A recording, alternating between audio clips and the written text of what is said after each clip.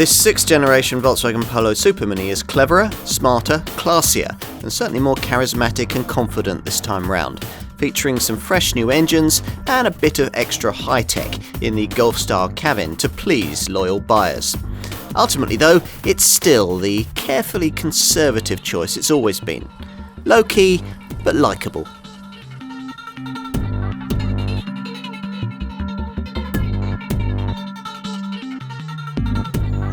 Supermini fashions come and go, but one model seems to remain impervious to fickle fancy. The Volkswagen Polo is somehow above all of that, and if you buy one, you'll probably think yourself to be so too. Over 14 million Polos have been sold since the car first went on sale back in 1975, having previously begun life badged as an Audi A50. This 6th generation Polo design, launched late in 2017, is, as you might expect, a very big deal for the brand, in more ways than one. For one thing, it's by far the largest Polo to date, far bigger, for example, than some earlier Golfs. For another, its sales significance remains huge for the Wolfsburg maker, given that almost 10% of all the cars the company has ever made have been Polos. So no, not every important new model launch these days is an SUV. This one only sires an SUV. Its underpinnings forming the basis for Volkswagen's T-Cross, the brand's smallest offering in the lifestyle crossover segment. Most folks, though, will still want just a straightforward Polo, which is why the Wolfsburg maker continues to expect that this model will account for around 25% of its total sales in our market. That's despite intensified supermini segment competition, primarily from the 7th generation Ford Fiesta, but also from contenders like Seat's 5th generation Ibiza, a car that shares this one's sophisticated new Volkswagen Group MQB A0 architecture. That platform facilitates the increase in exterior dimensions we mentioned and provides for what's claimed to be a more sophisticated big car style driving experience. We'll see. And there's also plenty else to keep this Polo popular, with some fresh engines, a sharper look, and much higher standards of electronic safety provision. Inside, the completely new cabin can now be colour personalised and delivers media connectivity for the modern age, including the option of a high-tech digital instrument cluster. Plus, for the first time, the GTI model at the top of the range is now a really credible rival for the segment's finest hot hatches.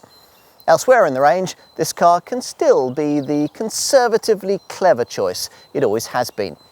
If that appeals, then stay with us as we put this car to the test.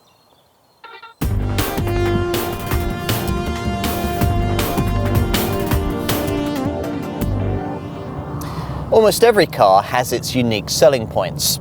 With this Polo, these lie in quality and comfort, delightful damping having long been a traditional attribute in a Volkswagen Supermini. Given that even the previous, rather crudely platformed version of this model managed to cruise over potholes and tarmac tears that would upset most of its rivals, we expected that the stiff sophistication of this 6th generation design's all-new MQB A0 chassis would lift it even further clear of its competitors in this regard. Which is, by and large, how it's turned out. We were told that this new generation Polo would ride like a much larger car, and sure enough it does, easily shrugging off pock-marked urban surfaces, and that's despite the lack of anything particularly advanced in terms of suspension design. Certainly, many competitor brands are going to want to know how a straightforward McPherson strut front and torsion beam rear setup can deliver damping this good. It handles higher speed undulations brilliantly too. One writer described the response as being akin to riding on jeweled bearings. Even larger wheel sizes don't seem to upset it much. Inevitably though, you can't have everything, and in this case what you can't have is the kind of eager, chuckable feel that you'd get in a rival Ford Fiesta, or even in the kind of 5th generation Seat Ibiza Supermini that theoretically shares most of this Polo's engineering. Now, partly that's because the light steering here doesn't deliver a huge amount in terms of meaningful feedback, which is a pity because it's actually quite precise and comes into its own at urban speeds. Body movements aren't quite as agile as they are in an Ibiza either, though they're still very nicely controlled, no doubt aided by the stiffer chassis. In addition, the wider tracks of this 6th generation model improve front-end grip, so the car turns in quicker if you're hustling it through a series of twisty bends. All in all, you sense that somewhere in this Mark 6 model's DNA, there's actually quite a dynamically capable car trying to get out beneath the engineering levels of cotton wool apparently applied to differentiate it from its Seat counterpart. The shackles came off though when it came to developing this 200 PS Polo GTI hot hatch version, hence the overwhelmingly positive reviews that variant's since received. Our purpose here though is to brief you on more mainstream Polo derivatives, which is why we've chosen the lineup's entry-level 1-litre MPI engine for this test. Now we've got this normally aspirated unit in its base 65 PS guise, in which form it makes 62 miles an hour in 15.5 seconds en route to a 102 mile an hour maximum. You can also pay more to get this power plant in 75 PS form, though we can't really see why you would, because the extra 10 PS makes hardly any difference to the speed you'll be able to go, improving the figures only to 14.9 seconds and 106 miles an hour. As with later versions of the previous 5th generation Polo, this same 3-cylinder 999cc engine can also be ordered in a turbocharged TSI form that makes quite a difference to the performance of this car. Even if you can only stretch to the 95 PS TSI variant, you'll get 175 Nm of torque, nearly twice the pulling power that this normally aspirated MPI unit can muster, which makes a huge difference to the mid-range pulling power you'll need when overtaking. The quoted performance figures see a 1-litre TSI 95 PS model manage 62 miles an hour in 10.8 seconds on the way to 116 miles an hour. Unfortunately though, even at this level in the range, you only get a 5-speed manual gearbox to stir your Polo into action, which seems a bit 20th century.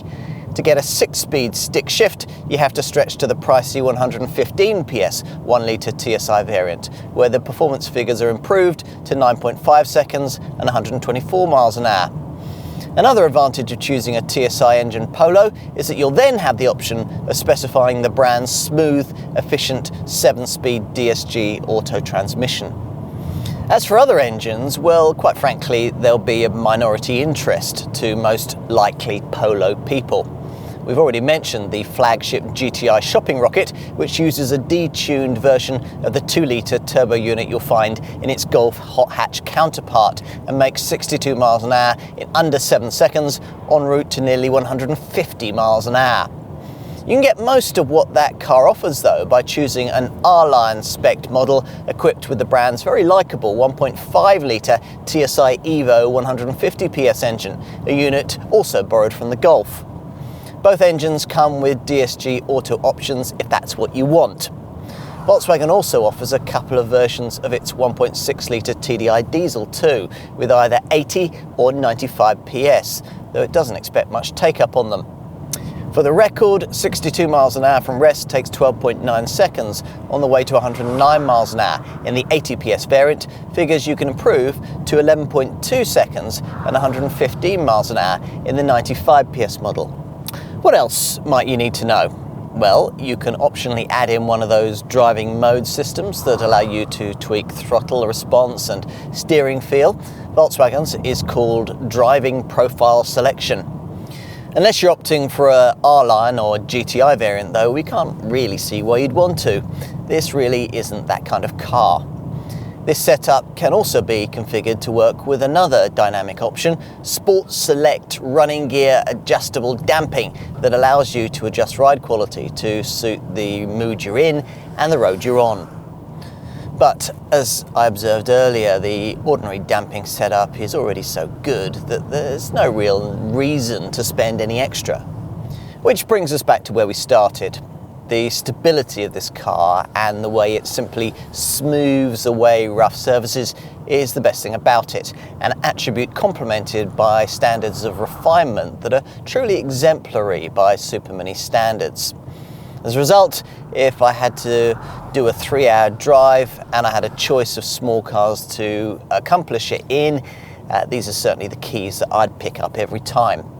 Oh, and the seats are some of the most supportive I've tried in a small car at this price point. An important point for buyers in this segment. After all, it isn't only long distance journeys that can take up to 2 or 3 hours. In short, it's all very Golf-like. If you're a loyal Volkswagen buyer, that'll be all you really want to hear.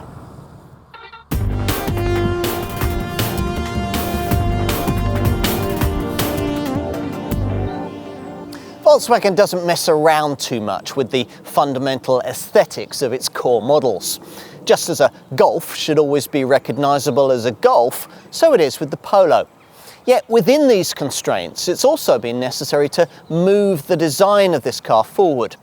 Volkswagen says that the styling of this 6th generation version is more masculine and, whisper it, even a little charismatic. It's certainly bigger, about the same size as the 4th generation Golf that was sold by the brand until 2003. This time round, this 5-door body style is the only one on offer, the 3-door version having been consigned to history after a production run of 42 years. In profile, you get some perspective on that extra size, where an 81mm increase in length over the previous model is emphasised by this Mark VI version's most obvious stylistic flourish. This 3-dimensional arrow-shaped double crease is known as the tornado line and features a lightly flared, more overt lower section that flows from the tail lights through the door handles to the front wheel arch.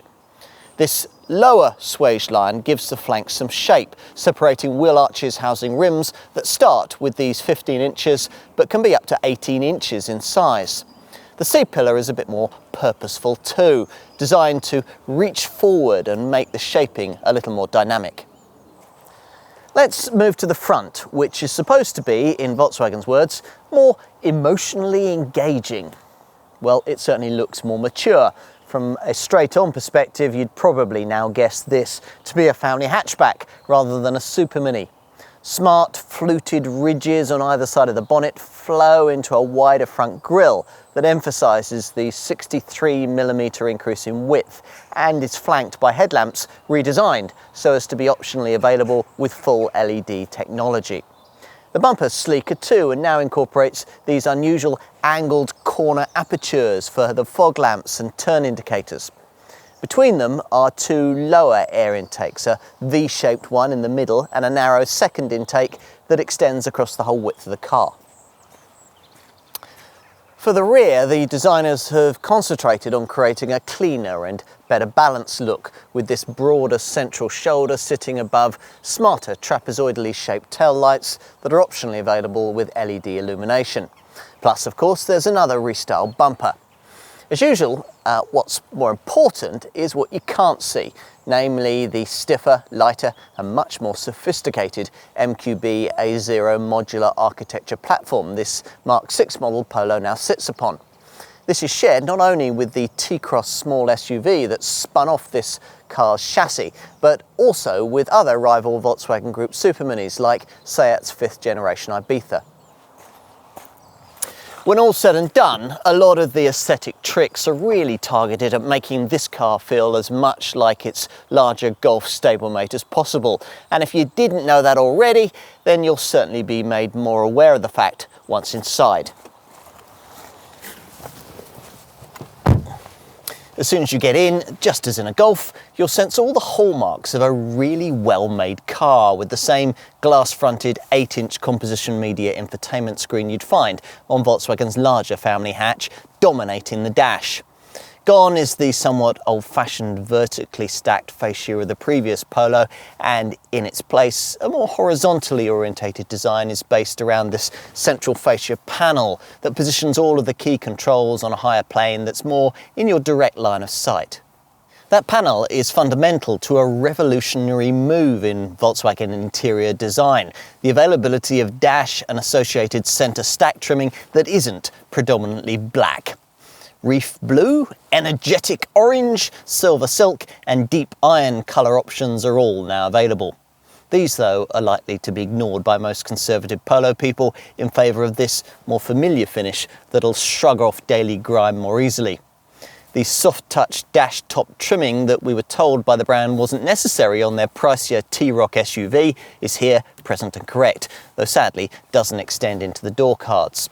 Still, along with smart switchgear and the reassuring solidity you get from almost everything you touch, it all helps to position this Polo a small but significant cut above nearly all its supermini sector rivals when it comes to the important issue in the showroom of perceived quality.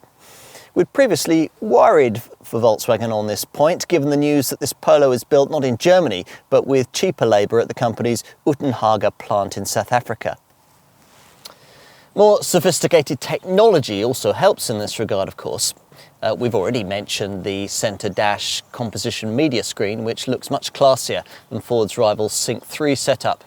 It deals effectively with the usual DAB stereo, Bluetooth phone and car informational functions, and in virtually all trim levels is embellished with Volkswagen's clever App Connect setup. This is the starting point for the brand's CarNet connectivity system and the key tool for bringing the best functions of your smartphone into this car via the Apple CarPlay, Android Auto and MirrorLink systems.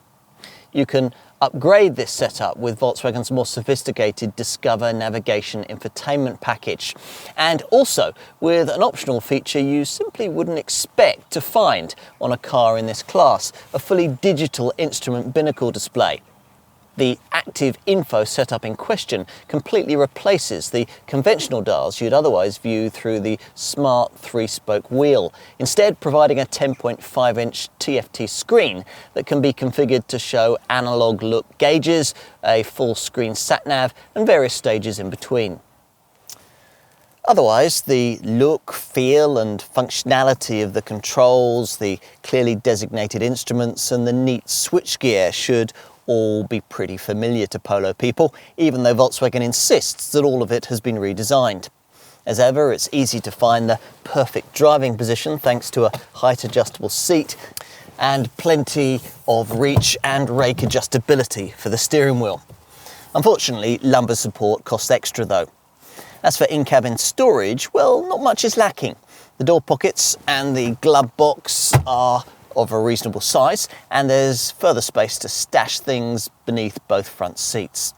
There's a storage area in front of the gear stick with twin overhead USB slots, while next to the conventional handbrake, twin cup holders and a coin tray along with a 12-volt socket are provided, with a deep, tall storage box just behind.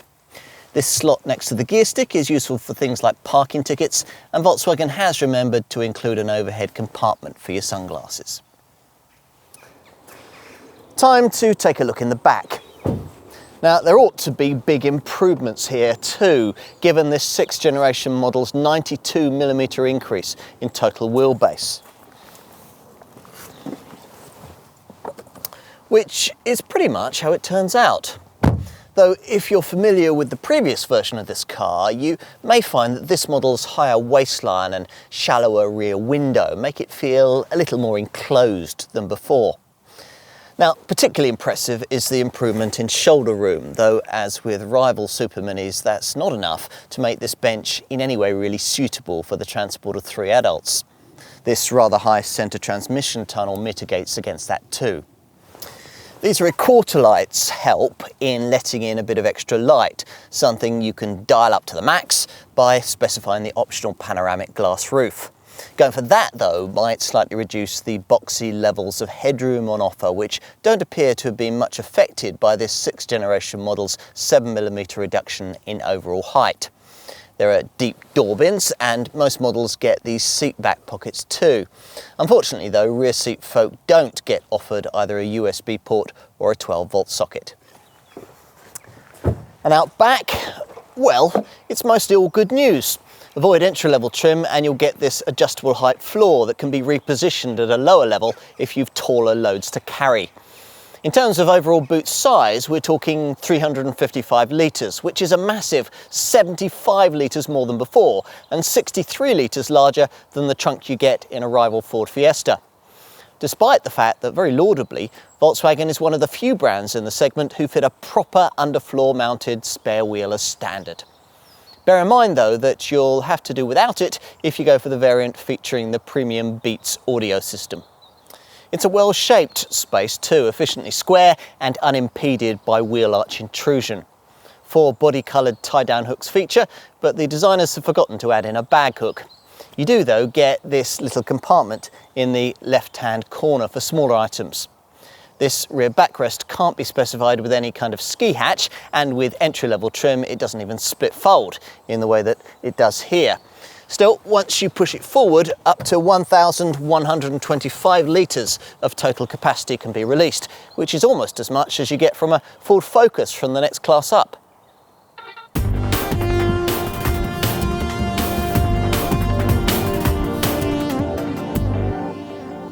List pricing for this car actually starts from around £14,000. In practice though, it's pretty difficult to imagine many Polo owners paying less than around £15,000, and most will be shelling out a figure somewhere in the £16,500 to £19,500 bracket.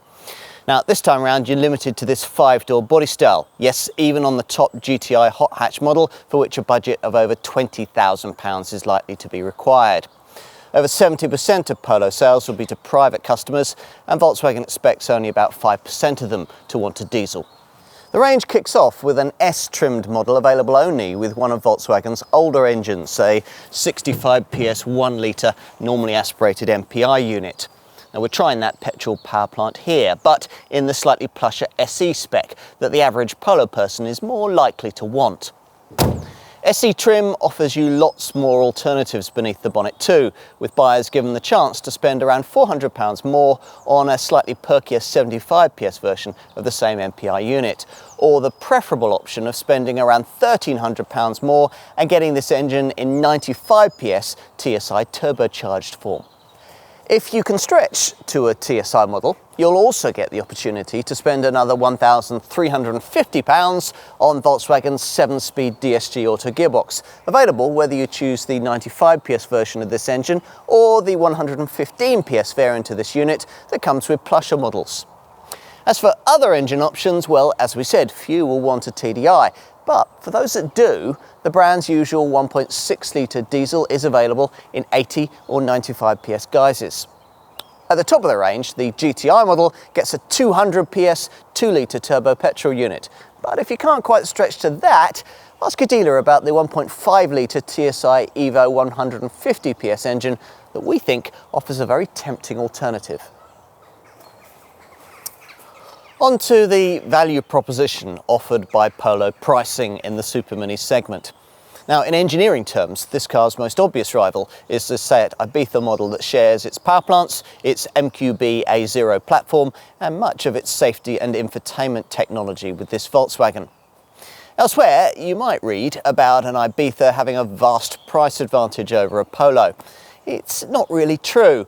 A close matching of models and specs reveals that this Volkswagen's cost increase over an equivalent Ibiza varies between £800 and £1,300 for mainstream models. Now for that, you get a classier cabin and stronger residuals that'll negate much of that price premium when resale time comes.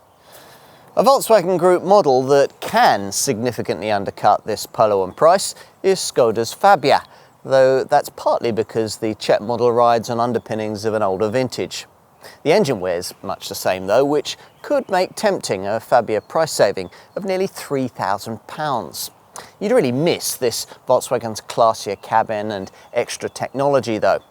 Of course, most supermini buyers don't start off with Seat and Skoda at the top of their shopping lists. These people more likely to be looking at strong sellers like Ford's Fiesta and Vauxhall's Corsa in this segment. Petrol-powered Ford Fiestas are no more than around £700 or so cheaper than their Polo counterparts. Partly because it's a much older product, the Vauxhall's price advantage is much greater than that, potentially up to around £1,500 or more. Again though, neither of these cars have the quality feel and strong residuals that you get with this Volkswagen. These comments also apply to other supermini rivals that would provide significant savings over this Volkswagen. Just over £2,000 in the case of cars like Hyundai's i20, Kia's Rio, Citroën C3 and Suzuki Swift. and just under that figure in the case of models like the Nissan Micra and the Renault Clio. With a Honda Jazz, a Mazda 2 or a Toyota Yaris, the premium to own a Polo is likely to be no more than around £500 to £1,000, while list pricing for a Peugeot 208 is actually very similar to that of this Volkswagen. Now obviously the real bargain brand contenders in this class massively undercut the Polo pricing proposition, cars like Dacia Sandero and the MG3, but as ever with models like those, you very much get what you don't pay for.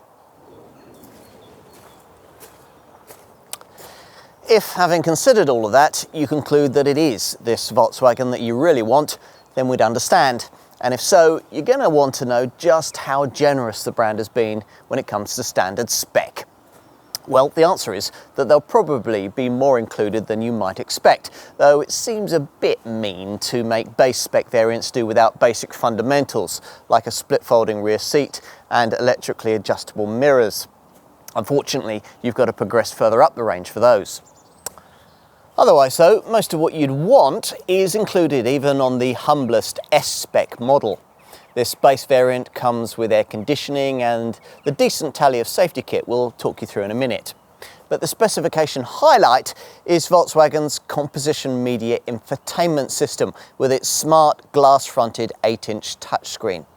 From this, you activate a 6-speaker DAB audio system, Bluetooth phone connectivity, plus USB, SD card and aux-in connection points.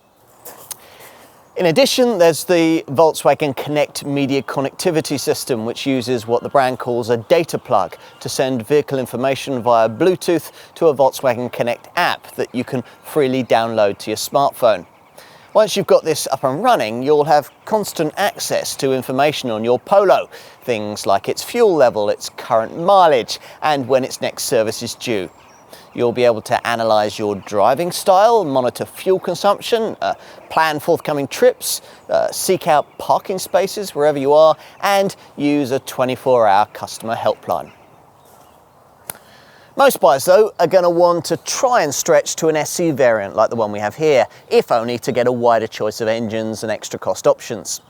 Now you have to stretch to this level in the range to get a standard at least some elements of the advanced degree of media connectivity that Volkswagen is making so much of with this 6th generation Polo model.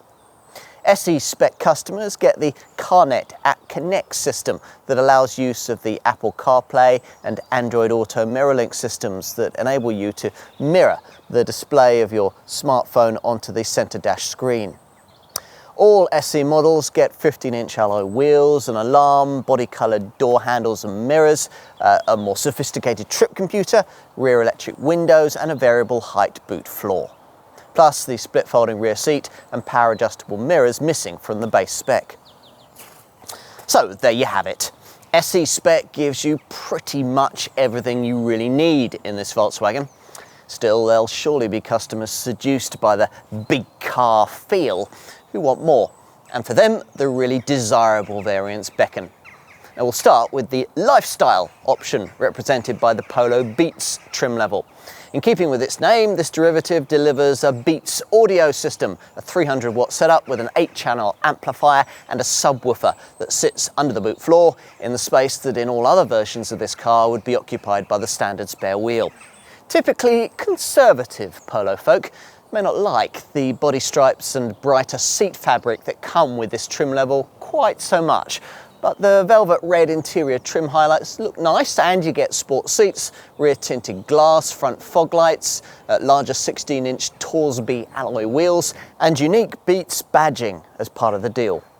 If you're not really a trendy type and luxury and comfort are more your thing in a plusher Polo, then you'll probably naturally gravitate towards up-spec SEL trim. Here again, you get 16-inch alloy wheels, sport seats and front fog lights, but in this case, these items are also embellished by features that you may have grown used to having in larger cars. Things like 2-zone climate control, front and rear parking sensors, rain sensing wipers and ambient lighting. The main SEL spec feature though is the improvement of the composition media system to discover navigation status, which not only means you get satellite navigation, but also a 3-year subscription to the useful CarNet Guide and Inform package. Now with this, you get constantly updated journeying information on things like traffic flow, fuel prices, weather forecasts and news reports. If you want a plusher Polo with a really sporty look and feel, R-Line trim could suit, with its R-Line styling pack, rear diffuser, chromed exhausts, LED rear tail lamps, stainless steel pedals and striking 16-inch Sebring alloy wheels.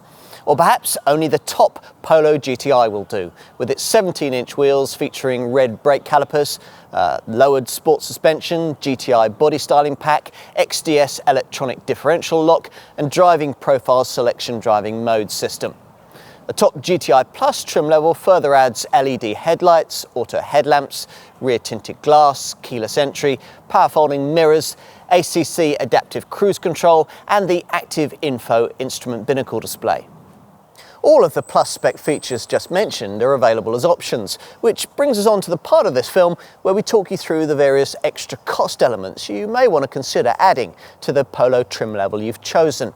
Now we'll start with that active info display because it's so unique in this segment, replacing all of the conventional instrument dials with a single customizable 10.5-inch TFT display that's totally configurable, very futuristic, and another of this model's biggest showroom talking points.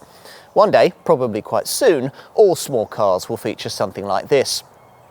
It works best when fitted in conjunction with the upgraded Discover Navigation infotainment package that we mentioned earlier, which, providing you avoid entry-level trim, is an option right across the range and can be ordered with or without voice activation. Once you have some sort of navigation setup fitted to your Polo, you'll have the chance to use Volkswagen's Media Control app that allows passengers to control the media system using their smartphones or tablets. So kids in the back, for example, can find their favourite radio station, then respond to bellowed adult commands to turn it down. On to driving stuff. Conventional assistance items you can add include ordinary or adaptive cruise control setups, and on lesser models you might want to add all-round parking sensors too. These sensors are a key part of the optional Park Assist system that can automatically steer you into spaces, a feat that'd be nice to watch via the optional rear view camera. If you want a more dynamic driving aid, your dealer will point you towards the driving profile selection driving mode system that allows you to tweak throttle response and steering feel to suit the way you want to drive. This system can also be configured to work with another dynamic option, Sport Select Running Gear Adjustable Damping, that allows you to adjust ride quality to suit the mood you're in and the road you're on. Other optional niceties include full LED headlamps, keyless entry, a wireless smartphone charger, a panoramic sunroof, front fog lamps, 2-zone climate control, power folding mirrors and a useful front center armrest. There's also a winter pack that gives you heated front seats and headlamp washers, and a light and sight pack that gives you auto headlamps and wipers and an auto dimming rear view mirror. As for practicalities, well, we'd want to look at the usual mud flaps, carpet mats and the range of roof racks and carriers for things like bicycles, skis and snowboards. For the luggage area, there's a choice of load liners, a boot tray and a useful restraint net to keep smaller items from flying about. As for interior and exterior styling, well, you might want to consider a pair of optional heated front sport seats with one of Volkswagen's smart part microfiber art velours upholstery finishes. But the headline aesthetic option added this time round is the chance you've got to finally have a fascia that isn't black. That's thanks to an optional dash pad pack that's available with most models, which gives you the option to change the dashboard shade to either reef blue, energetic orange, silver silk, or on some models a shade Volkswagen calls deep iron. Expect most buyers to stick with black. That deep iron dashpad finish also comes as part of an optional style pack, which gives you part leather sports seats, special carpet mats and a black roof lining.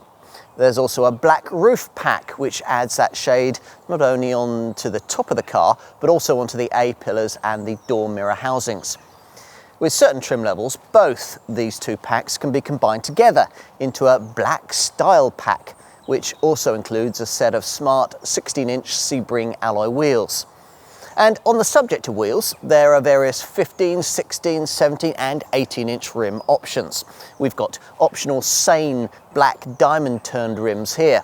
And there's the usual selection of metallic and pearl effect paint colours. Onto safety, an area where Volkswagen now claims class leadership with this model. Standard now in all Polos is a front assist system that on the open road scans the road ahead as you drive for potential accident hazards, warning you if one is detected and automatically braking if necessary. You get that same kind of functionality at urban speeds too, as part of a city emergency braking system included as part of the front assist package. This setup also includes predictive pedestrian protection that specifically searches for pedestrians who might be about to step out in front of you and, if necessary, can initiate braking to avoid them. All Polos also get twin front, side and curtain airbags, ISOFIX child seat fastenings, a tyre pressure monitoring system and anti-whiplash front head restraints. On top of this, there are the usual electronic systems to try and ensure that none of these features will ever be needed. That means ESC stability control and an ASR traction control system. There's ABS braking, of course. A hill hold assist feature stops you from drifting backwards on uphill junctions, and panic stops will be advertised to following motorists by automatically activating hazard warning lights. In addition, across the range, the Wolfsburg brand has installed a clever automatic post-collision braking system that automatically brakes the car down to 6 miles an hour after a collision. So if, say, someone hits you and understandably you go to pieces, the car will automatically sort itself out. We also applaud the standard fitment of a driver alert system that monitors your reactions for drowsiness, prompting you to stop for a restorative coffee if lethargy is detected. Plus, it's worth mentioning that all Polos fitted with navigation get traffic sign recognition, which pictures speed signs as you pass and displays them on the centre dash screen. If you want more, then there's the option of a pre-crash preventative occupant protection system that senses when an impact is imminent, then braces the car to better withstand it by instantly closing the windows. Another option is the blind spot detection system with rear traffic alert package. Blind spot detection alerts you if you're about to dangerously pull out to overtake when there's a car in your blind spot. And rear traffic alert warns you of oncoming traffic when you're reversing out of a parking space. It's all very reassuring.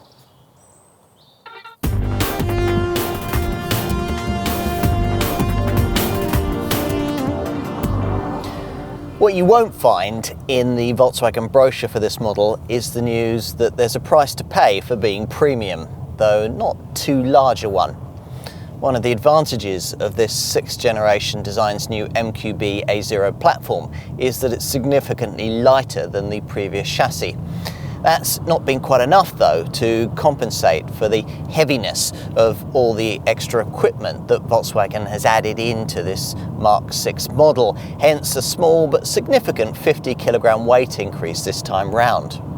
I say significant because this is presumably what's behind a deterioration in frugality and cleanliness of around 10% compared to the previous version of this model that we tested back in 2014. That's quite important because without this slight slip backwards, this Polo's efficiency would have been a match for the best of its supermini rivals. To be fair, it's still pretty good, aided by the usual Blue Motion technology stop-start and brake energy regeneration systems.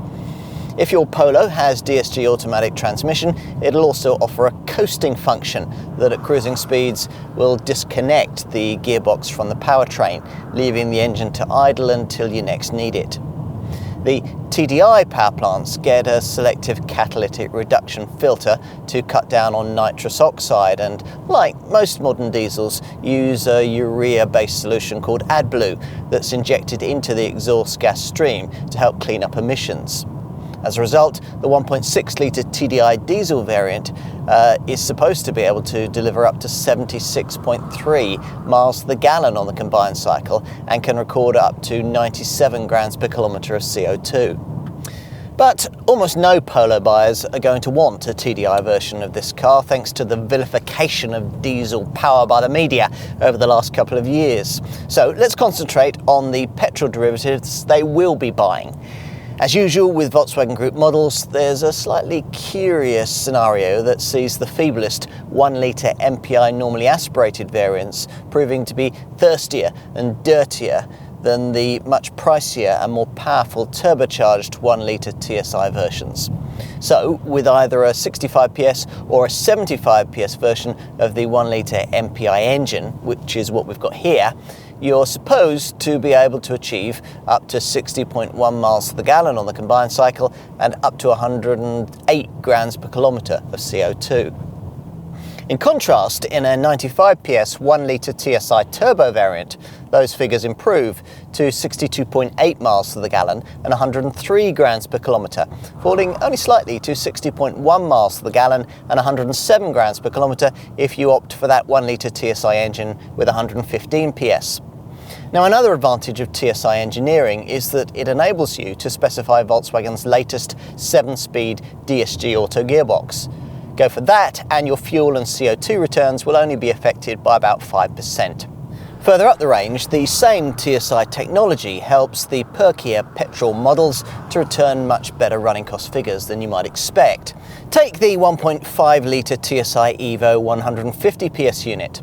Thanks to cylinder deactivation technology that sees 2 of its 4 cylinders deactivated under light to medium throttle loads, this engine is able to return well over 55 miles to the gallon on the combined cycle and well under 115 grams per kilometre of CO2. The 2 litre TSI 200 PS Polo GTI hot hatch is equally efficient by the standards of its class. Even with DSG auto transmission fitted, in this case a 6-speed unit, this top variant manages 47.9 miles to the gallon and 134 grams per kilometre of CO2. So the technology's there, but in real-world day-to-day ownership across the range, does it actually achieve the returns that Volkswagen is promising?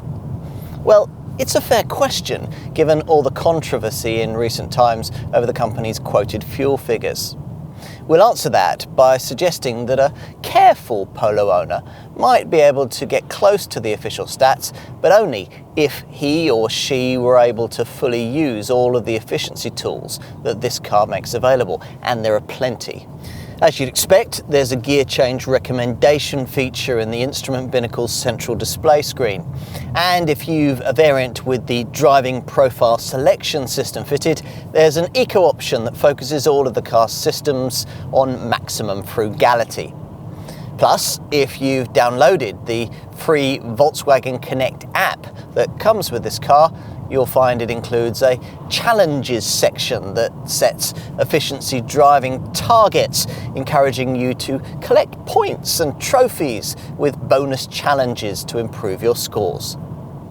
That's just a start though.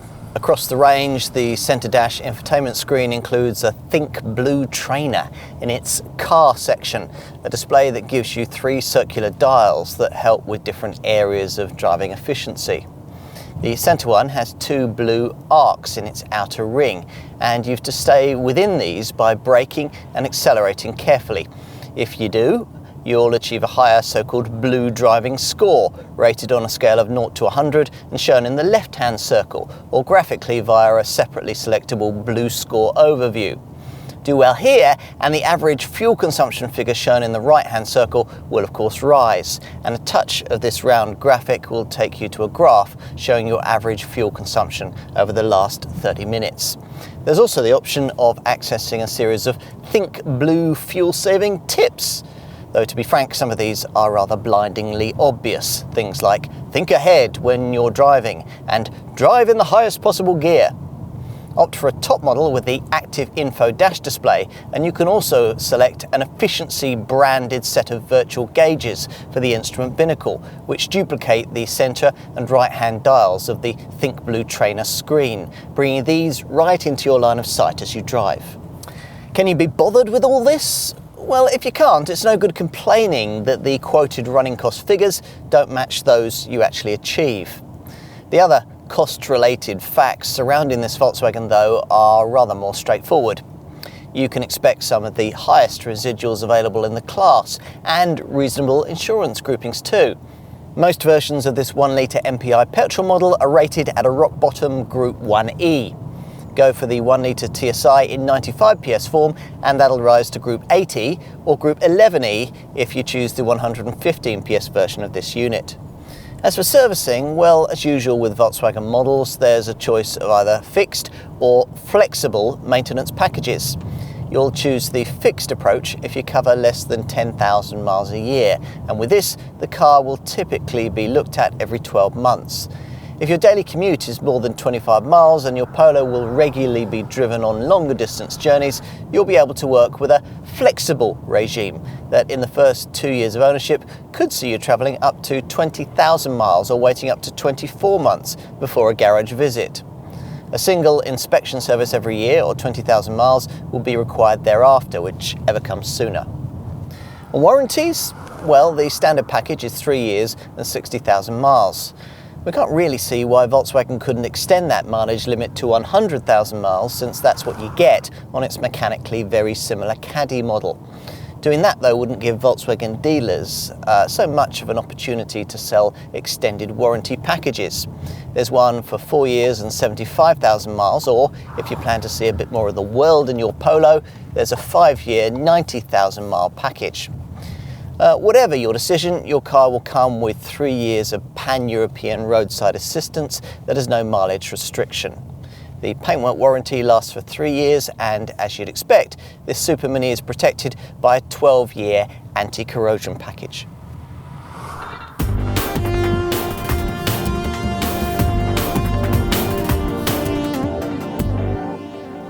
So where does all that leave us?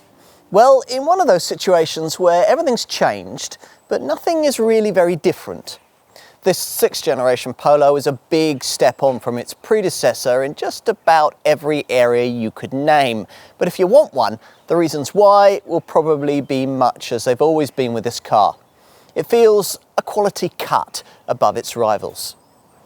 The quality element in question, though, has moved forward quite significantly this time round, which might make quite a difference if you're one of those buyers who's been waiting for an excuse to buy a smaller car, but has yet to come across one with the kind of sophistication and technology found in something larger.